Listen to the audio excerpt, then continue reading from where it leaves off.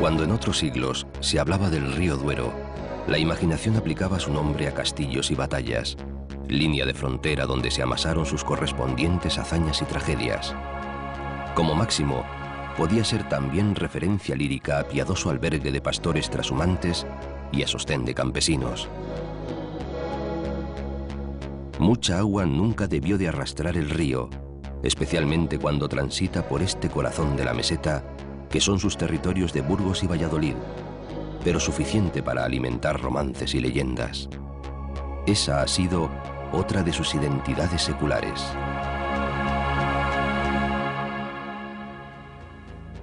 Ahora su nombre se liga con más frecuencia al vino. Padre, cuidador, vigilante de vinos. ¿Desde cuándo? Se sabe con certeza que ya en el siglo XII llegaron a estos pagos a fundar el actual monasterio de Valbuena unos monjes venidos de Borgoña. ¿Y qué iban a traer? Sino cantos místicos y plantones de vid. Pero no hace mucho más de 100 años que los oscuros y recios vinos de la región se transformaron en auténticas joyas de la gastronomía. Fue una familia vasca la que aportó cepas internacionales, francesas sobre todo, para enriquecer el viejo pago de Santa Cecilia, que acabó llamándose Vega Sicilia, río por medio del monasterio aquel. Un siglo más tarde, en los años 70 del 20, aparecería Alejandro Fernández en Pesquera de Duero para dar ejemplo a los pequeños viticultores que no habían contado hasta entonces con sabiduría y medios para explotar aquel tesoro. En fin, es una historia larga, muy larga, para unos vinos excepcionales, bien conocidos hoy en todo el mundo. La historia del Duero, río de los romances, convertido en río del vino.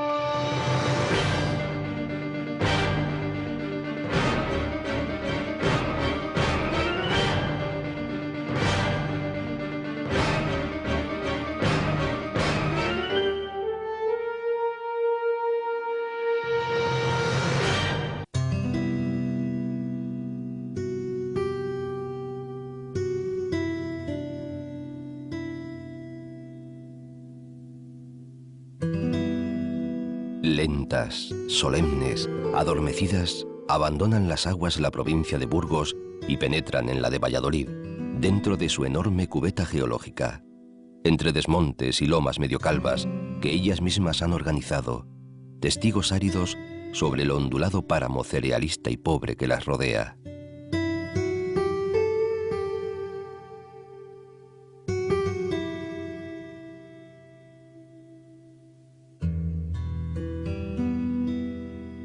Por este valle del Duero, camino de Peñafiel, pasado, cómo te quiero. Enseguida llama de lejos el Duero a las puertas de Peñafiel, que posee un río más particular e íntimo llamado Duratón, también cargado de hoces y de arte románico. Poblado estratégico, hace 1000 años se hablaba ya del castillo como de la Penna Fidele.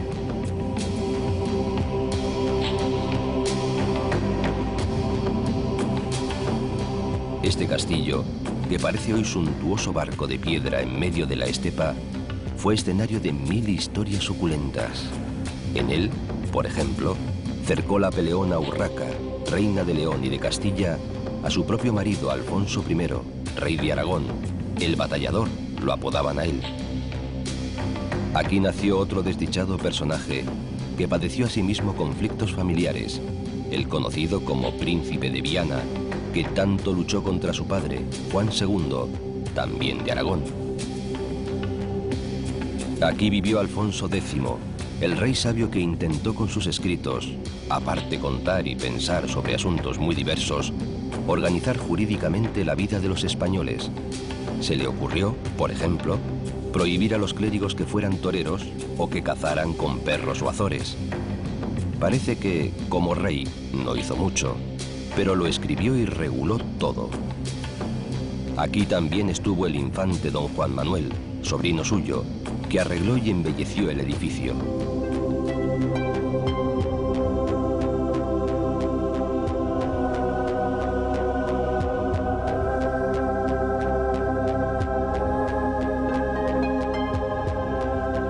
La gloriosa y pétrea fortaleza, en fin, ya con tanta nobleza entre sus piedras, se ha convertido recientemente en museo de vinos, no menos noble y amabilísimo lugar para entretenerse dentro de él.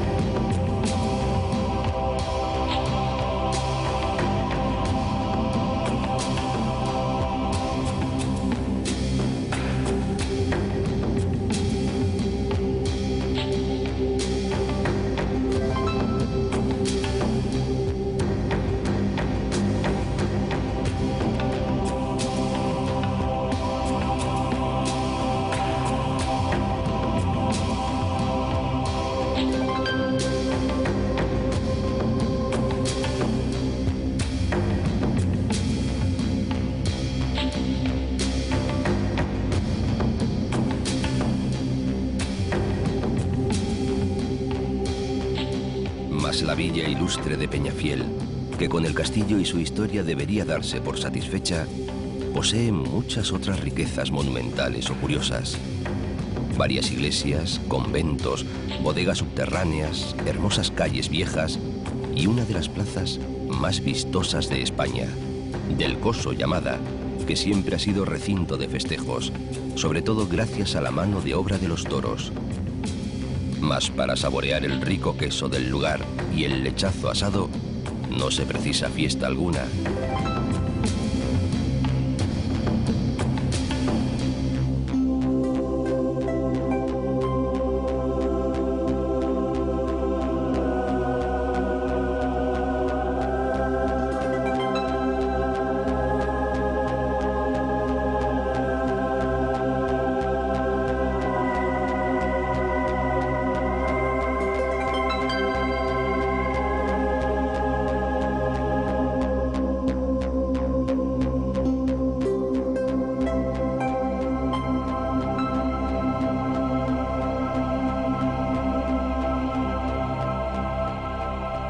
Sigue el río entre vides e historia, en zona de buenos yacimientos arqueológicos, por Pesquera de Duero, que conserva iglesia herreriana y plaza porticada.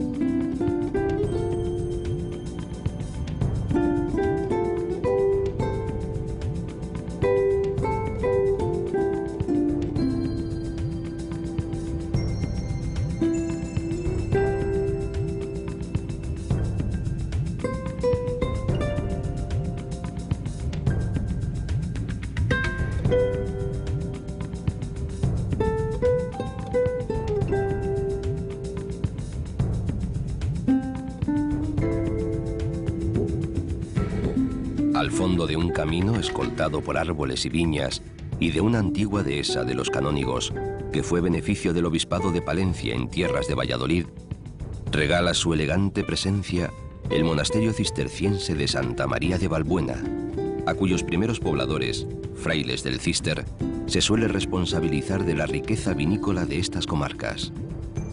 Y, ¿por qué no?, también a la remota condesa Estefanía, nieta del conde Ansúrez, pues ella pagó el viaje y los trabajos a los monjes blancos franceses a partir del año 1143.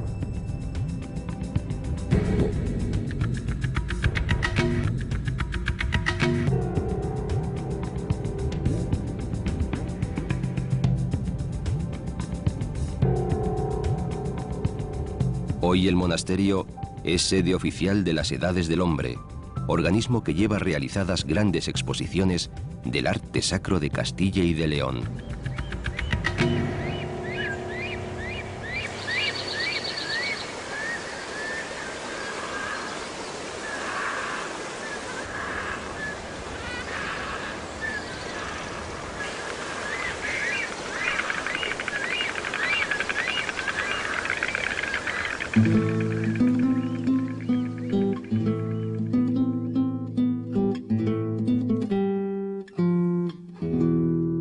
Las dos quintanillas, la de arriba y la de abajo, esta última rebautizada como de Onésimo, ensartan hoy sus nombres con las excelencias de sus vinos. De esa segunda quintanilla arranca todavía hoy, con aguas del Duero, un canal de medio centenar de kilómetros abierto a partir de 1880, siguiendo la tradición de los regadíos medievales.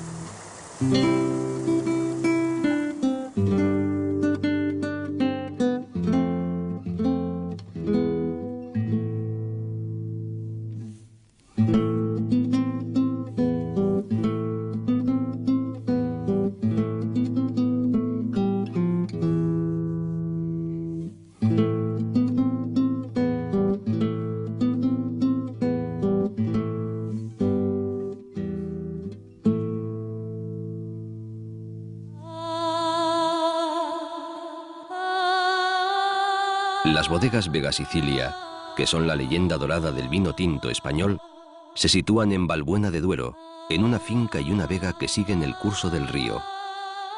Las fundó en 1864 Eloy Lecanda, aunque en su larga historia han pertenecido a diversos propietarios. Fue Chomin Garramiola quien en 1915 procura el nacimiento de dos vinos excepcionales, Vega Sicilia y Valbuena.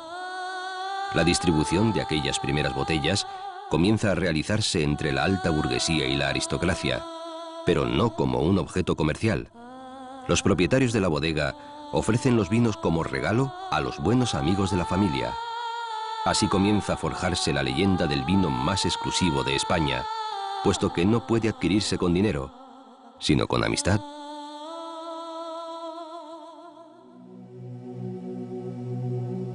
A Valladolid no se llega directamente por el Duero, que se esté a una docena de kilómetros al sur, sino por el Valle del Pisuerga, el río que sí pasa por la ciudad, y bien a propósito.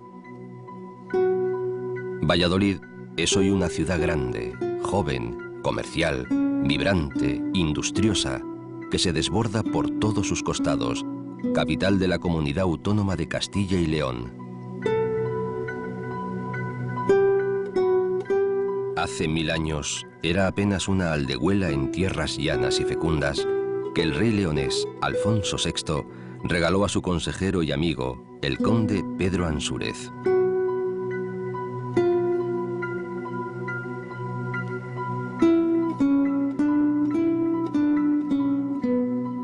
Aquí se casaron Isabel y Fernando. Aquí murió Colón, 24 años después de haber desembarcado en América. Aquí vivió sus desdichas y escribió Cervantes. Aquí nació Felipe II, en un palacio renacentista que es hoy sede de la Diputación. Cuentan que sacaron al infante por una ventana para llevarlo a bautizar a la cercana iglesia gótica de San Pablo. Este mismo personaje, ya rey, decidiría 33 años más tarde, en 1560, trasladar la capitalidad a Madrid, episodio que marcaría el declive de la ciudad.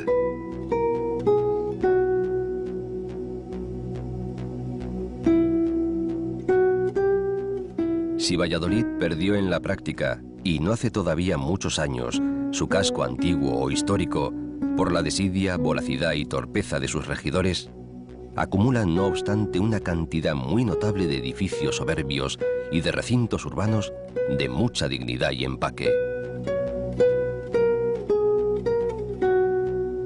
Lujosos palacios,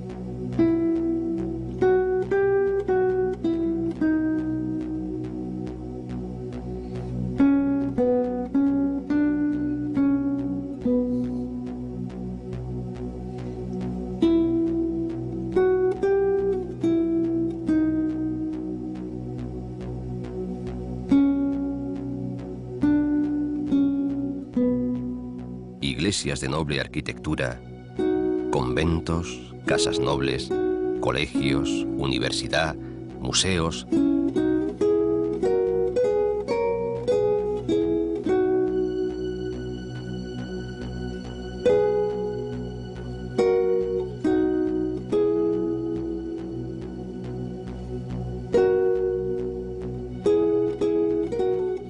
Una espléndida y renovada plaza mayor, el rico jardín decimonónico del Campo Grande,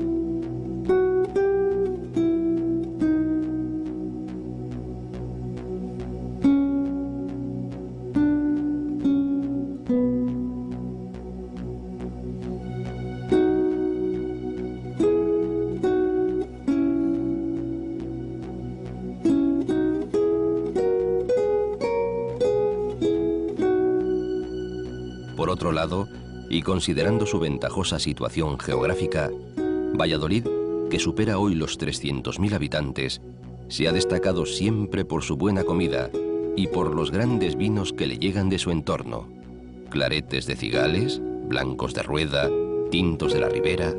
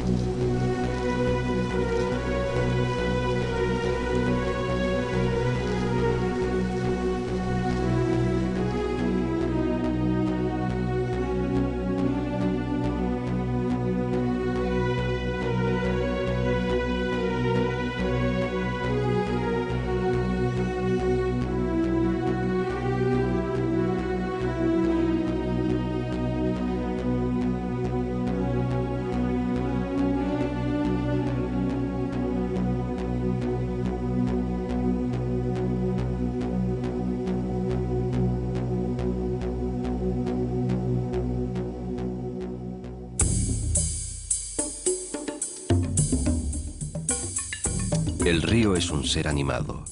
Cambia, fluye, reposa, sestea, crece.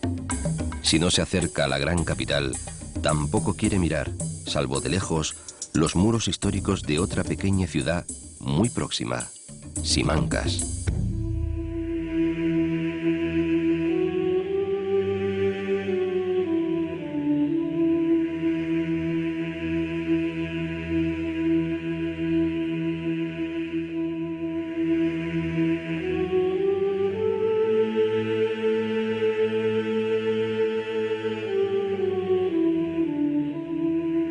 En su castillo-palacio, y desde el año 1563, se guarda el Archivo General del Reino, al borde mismo del Pisuerga.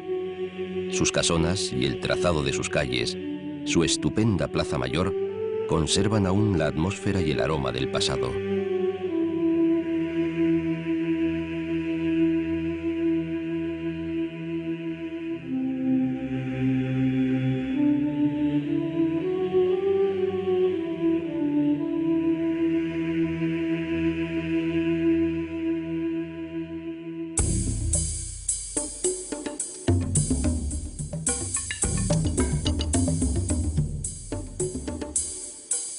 Por encima de Simancas y de los Vergeles, que juntos crean el Pisuerga y el Duero, al norte, entre una sucesión de lomas y alcores de no mucha altura, pero son las únicas elevaciones de la provincia de Valladolid, se distribuyen los llamados Montes Torozos.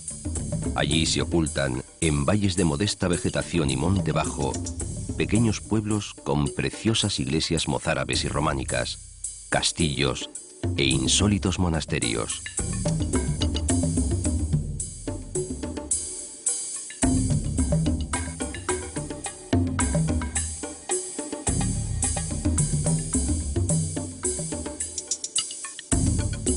En el nordeste, hacia Palencia, van rejuveneciendo poco a poco los pueblos del vino de Cigales, que no es ya solo el clarete de toda la vida.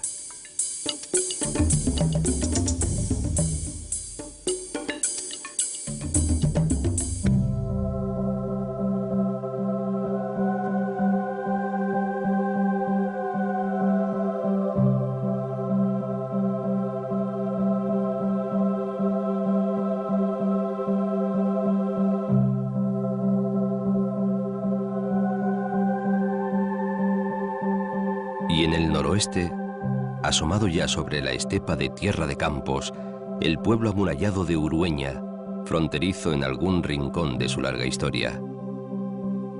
De campesino y pastoril ha ido pasando a albergue de artistas, músicos sobre todo, gracias principalmente a la laboriosa Fundación Joaquín Díaz.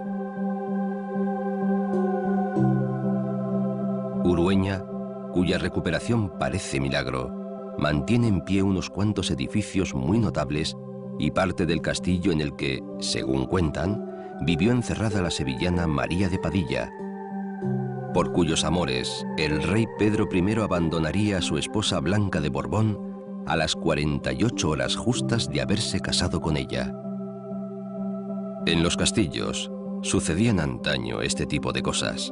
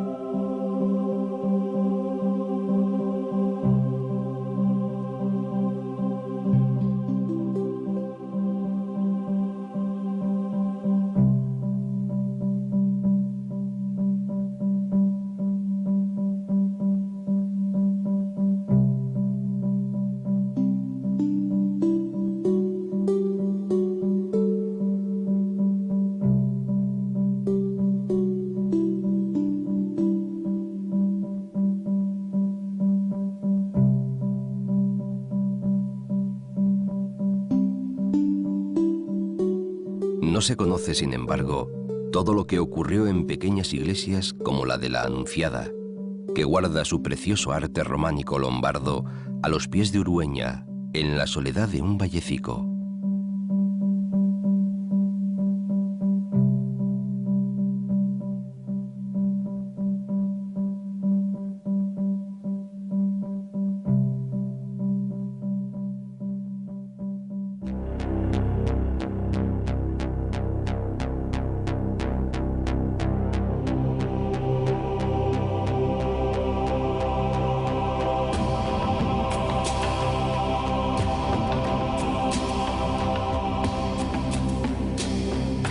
Con cierto ímpetu choca el Duero más tarde, tras perfumarse en montes de pinos, con el talud sobre el que resplandece Tordesillas, rico su cauce ahora, tras haber recibido del Pisuerga más aguas de las que él mismo aporta. Había aquí un antiquísimo vado muy frecuentado, con 2 puentes, llave de los caminos, y tal vez por ello, cambiante frontera. Tordesillas fue en la Edad Media una de las ciudades principales de León y de Castilla. Por eso sucedieron entre sus murallas, hoy agostadas, grandes cosas, y por eso los tiempos han dejado riquezas y melancolías tan notorias. Aquí, por citar alguna solemnidad, se firmó en 1494 el célebre tratado que pretendía repartir el mundo entre españoles y portugueses, mejor dicho, entre sus reyes respectivos, los católicos por parte española y bajo el control del papado.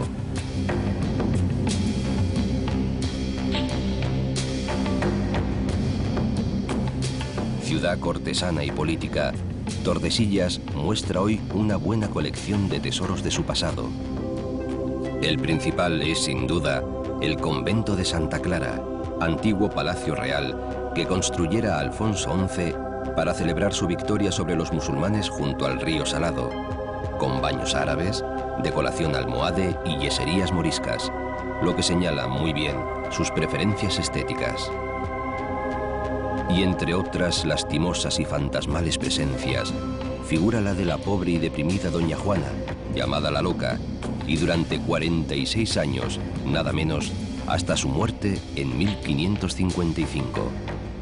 Triste está la reina, triste, triste, que no está riendo. O la de Leonor de Guzmán, o la de María de Padilla. Hay más conventos, palacios e iglesias en Tordesillas que evocan un pasado agitado e intenso, así como una estupenda plaza porticada del siglo XVII que albergó tal vez historias más placenteras.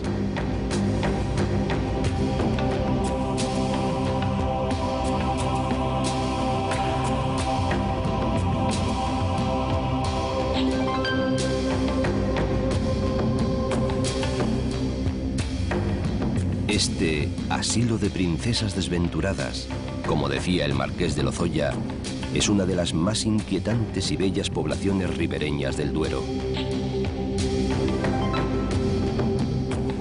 Mas sigue el Duero su camino de siglos a través de los mismos paisajes que convirtieron en lacrimoso Jeremías al célebre notario de Fromista, don Julio Senador, en su inolvidable libro La canción del Duero. Hace ya 80 años, mas las cosas han cambiado mucho y para bien. Nada encontré en el camino, ni un desmayado sauce que derramara sobre mí sus flores. Tan solo el fúnebre silencio de una campiña taciturna. Así hacía hablar al río el dolorido escritor.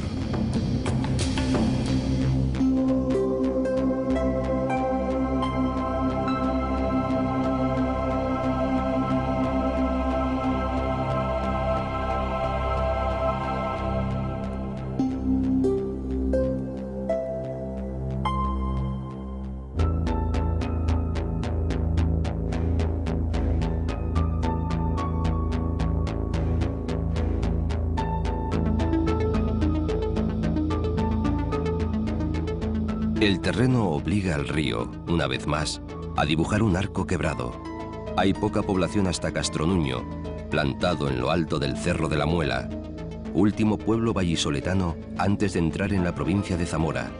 Fue aldea romana de refugio, tiene iglesia gótica y también los restos de un castillo de la época de la frontera.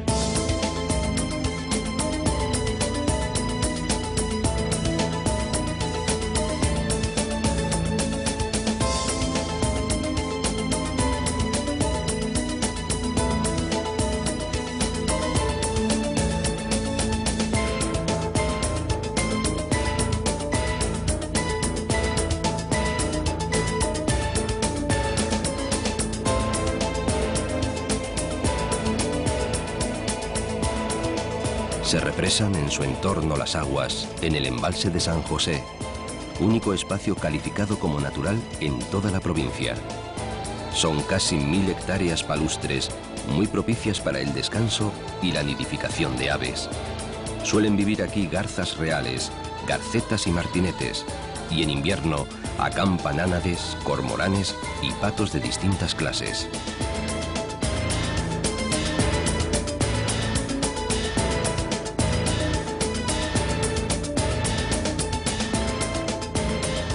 Al costado de estos risueños paisajes siguen vibrando historias antiguas, leyendas imperecederas, emociones secretas. Decía el poeta Francisco Pino: búscame aquí, en esta tierra, llana, con puente y pinar, con almena y agua lenta, donde se escucha volar, aunque el sonido se pierda.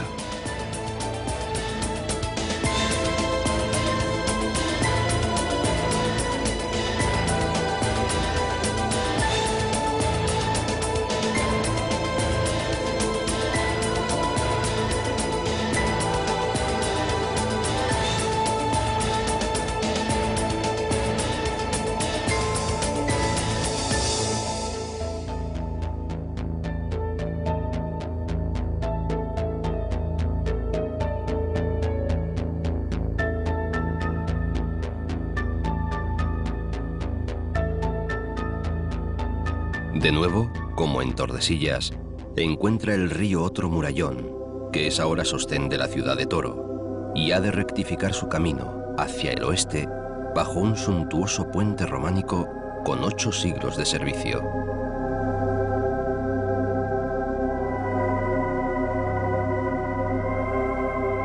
Así es como parte longitudinalmente en 2 a toda la provincia de Zamora antes de enfrentarse a la frontera portuguesa.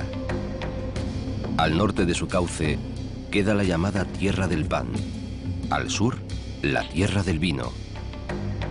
Y Toro viene a ser la capital de esta segunda. Llevan los galanes para su camino de Zamora panes y de Toro el vino. Por esta vieja ciudad, asentada en una colina arcillosa y bien aireada, ha debido de pasar todo el mundo. Fue Castro Baccio, conquista cartaginesa al parecer a manos del propio Aníbal, dominio romano, suevo, visigodo, musulmán.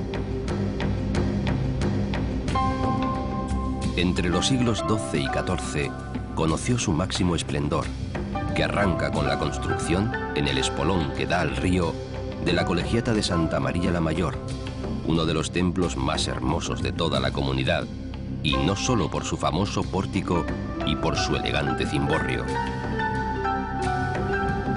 Casi paredaño se sitúa lo que queda del antiguo alcázar, y a espaldas de esas 2 grandes construcciones, una red de calles en semicírculo a las que asoman muchas buenas iglesias, conventos, varios palacios y docenas de edificios nobles, mudéjares y renacentistas sobre todo.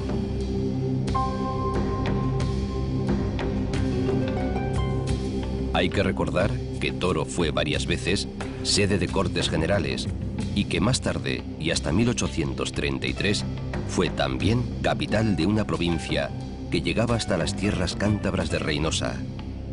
Esos hechos y el adormecimiento posterior, que impidió los consabidos derribos rapaces y las destructoras especulaciones, han permitido conservar tantas riquezas.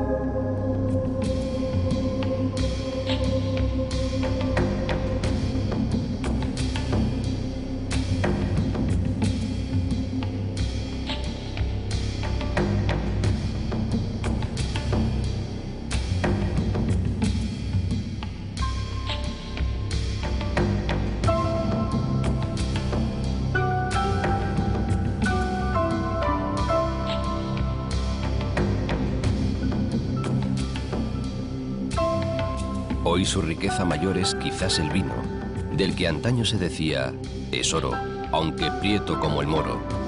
Muy negro, recio, áspero, gloria medieval, así lo definía Góngora. ¿Por qué siempre este color el antídoto mejor contra la melancolía? Yo, Por alegrar la mía, un rubí desaté en oro. El rubí me lo dio Toro. Parece que era este el vino preferido de los peregrinos jacobeos y, en realidad, de todos los pobladores del norte de España. El rey leonés Alfonso IX hubo de ceder tierras propias al cabildo compostelano para que produjeran caldos propios para la mesa de obispos, canónigos y chantres. Fue también el vino de las carabelas que viajaban a América, porque lograba mantener su alta graduación alcohólica durante las largas travesías, y hasta cuentan que la Pinta fue bautizada así en honor a ese vino por el fraile toresano Diego de Deza.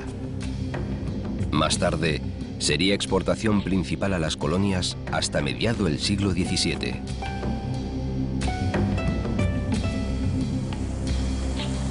Los nuevos viticultores han mudado de arriba a abajo el cultivo, la crianza y las características de estos vinos que antes pasaban por populares e incluso toscos y peleones. Su dignidad y superior categoría son ya apreciadas en todas partes, tanto en España como en muchos países extranjeros.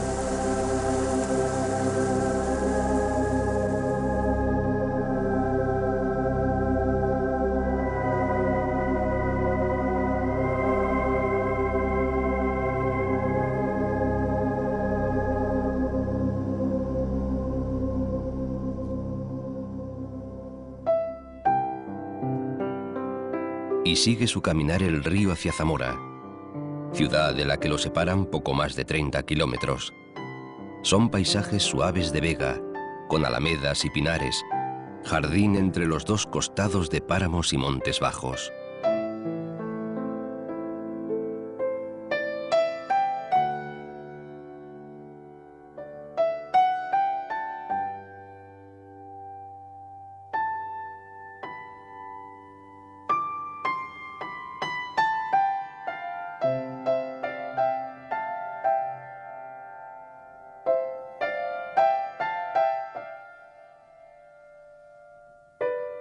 Frente a la ciudad de Zamora, el Duero vuelve a encontrar, por tercera vez, un mismo sistema de obstáculo. Ha de orillarla, rozar sus muros, pero no se mete dentro. La ciudad queda alzada a la derecha del río, que la ha servido siempre de defensa, como si no hubiese tenido bastante con las que los hombres le pusieron. Zamora, la muy fuerte y antigua, pues fue acrópolis vaccea antes de la llegada de Roma. Fue después mansión o posada en la Vía de la Plata, es decir, en la importantísima calzada que unía Mérida con Astorga. Ocelum Duri, ojo del Duero, a causa del gran puente que salvaba el río. Muchos creen que Viriato nació y luchó aquí. Fue más tarde límite de asentamiento de los visigodos, y los musulmanes pelearon mucho por ella los leoneses, aunque solo la tuvieron por poco tiempo. Zamora, la bien murada. Se cree que su nombre actual viene de entonces, del suevo semure o del árabe asemur. Antes del año 900 aparece ya bien repoblada y siempre Plaza Fuerte es escenario de un puñado de sucesos históricos bien arropados de leyenda, bajo el axioma de que no se ganó Zamora en una hora. Guarte, guarte, rey don Sancho, no digas que no te aviso, que de dentro de Zamora un alevoso ha salido. Varias generaciones de estudiantes españoles aprendían de memoria este famoso romance de la falsa traición de Bellido Dolfos durante el cerco que puso a Zamora el rey Sancho, hermano de doña Urraca, dueña entonces de la ciudad.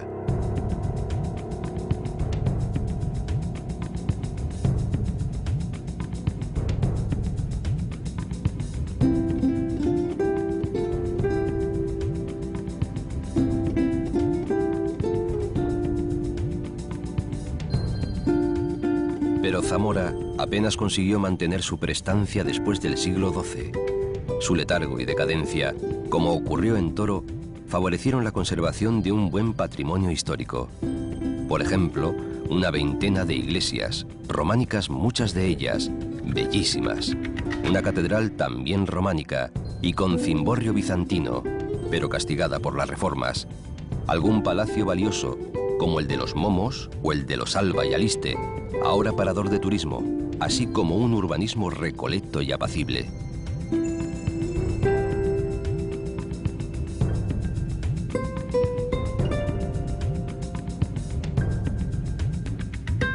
Muchas callejuelas dan a la cerca amurallada, desde la cual resplandece el espectáculo del río, con su gran puente medieval sobre su base romana, y las antiguas aceñas por encima de las cuales vuelan gaviotas llegadas de muy lejos, quizá de Oporto. Bajo un cielo luminosamente rojo, escribía Blas de Otero.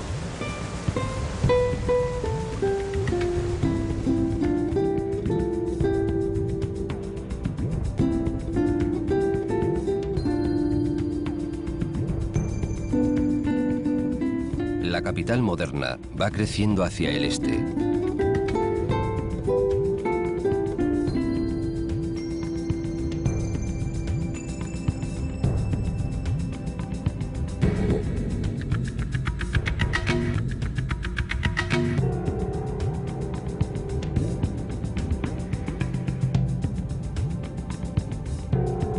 La margen izquierda del río se ha convertido en ameno soto, incluso con playa ocasional, frente al orgulloso perfil de la catedral, las iglesias y el murallón que todavía las protege.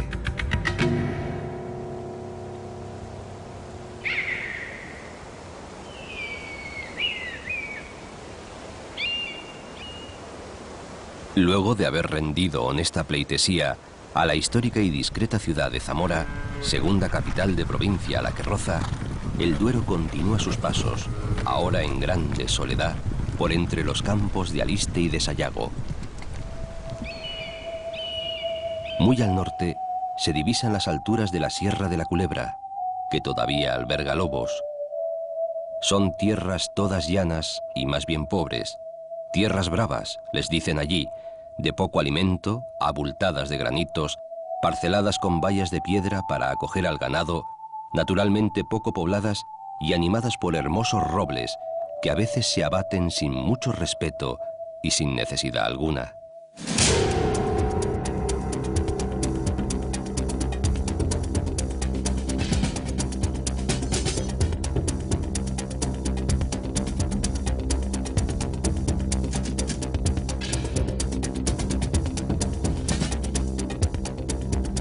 Mas el río no parece buscar amistades y consuelos entre la población zamorana.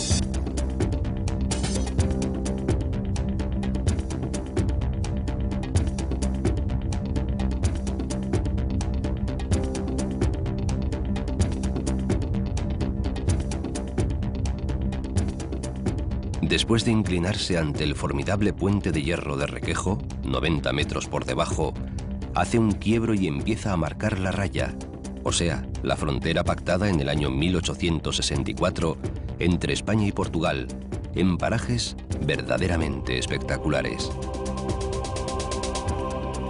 La zona recibe ya el título de Parque Natural de los Arribes del Duero y del Águeda.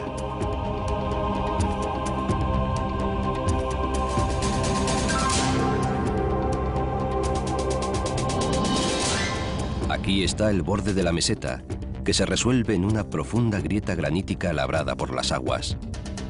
El desnivel total, hasta que el río se mete de veras en Portugal, es de casi 600 metros, como si se repitiera, pero a la inversa, su historia soriana.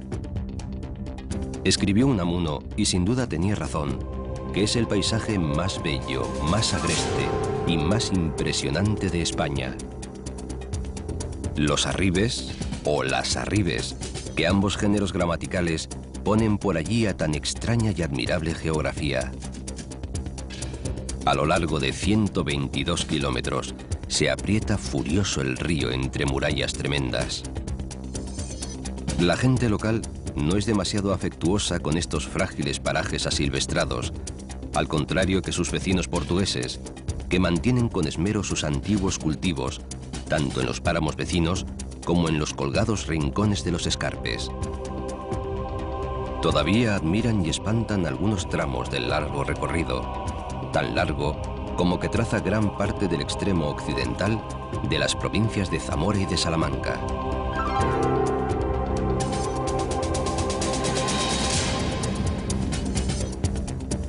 Las grandes hoces, barrancas y pelados farallones no son exclusivas del Duero, sino, y a veces más imponentes, de los afluentes que se le van uniendo por estos pagos.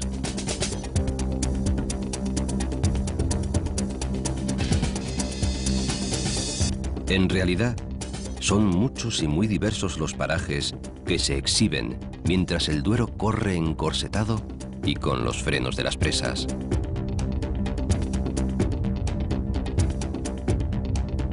Que pueden también disfrutarse en las naves que ahora realizan cruceros de mayor o menor envergadura sobre las domesticadas aguas. Pero no conviene reducir la curiosidad al propio y solitario río. Dentro o en los aledaños del joven parque natural, en las pobres y pedregosas tierras, tropieza el camino con pueblos que en ocasiones fueron castros prehistóricos, pueblos con ermitas e iglesias antiguas, a veces con berracos de piedra a sus puertas, en algunos lugares llamados mulas, o estelas romanas adosadas a los muros de las casas, despojos de una historia que también pasó y se fijó aquí, aunque huyera luego.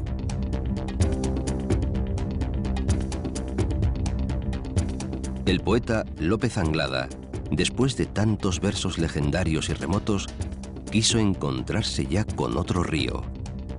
Mozo fornido, Duero, obrero sudoroso. Tú, no ya de romances, sí de manos callosas. Flor de conmutadores, corazón de turbinas, galope de electrones partiendo de tus venas.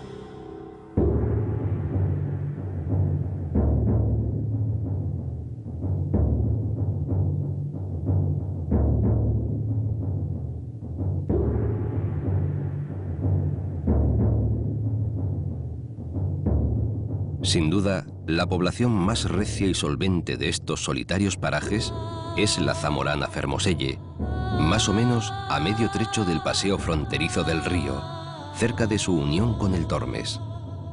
Es villa tan específica del Duero, ganadera y agrícola, que últimamente se dedica con preferencia al buen vino, a base sobre todo de una uva autóctona que porta el extraño nombre de Juan García y tiene un gusto peculiar.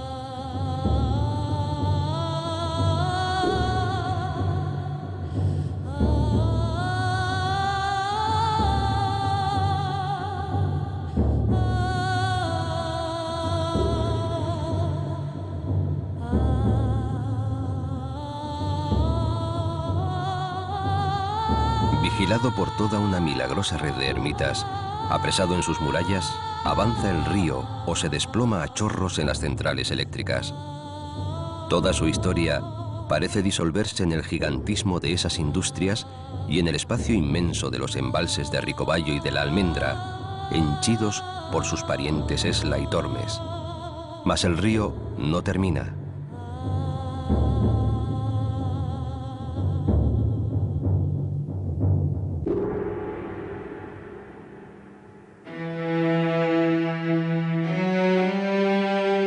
Con sus gentes y sus pájaros, tascando siempre la brida de los embalses, alumbrando sin descanso vinos, gira una vez más del sur al oeste, después de los escarpes de Saucelle y poco antes de que el Tormes le dé un beso de despedida, para buscar en tierras portuguesas su otra vida entre las olas del Atlántico.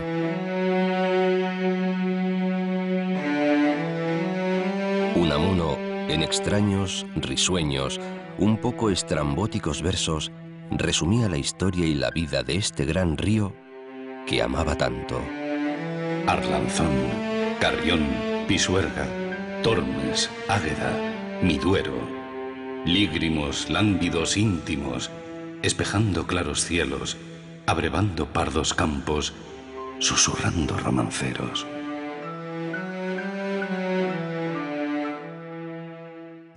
Yo voy soñando caminos de la tarde, las colinas doradas, los verdes pinos y las encinas, ¿a dónde el camino irá? ¿A dónde el camino irá? Yo voy cantando viajero a lo largo del sendero, la tarde cayendo está, la tarde cayendo está.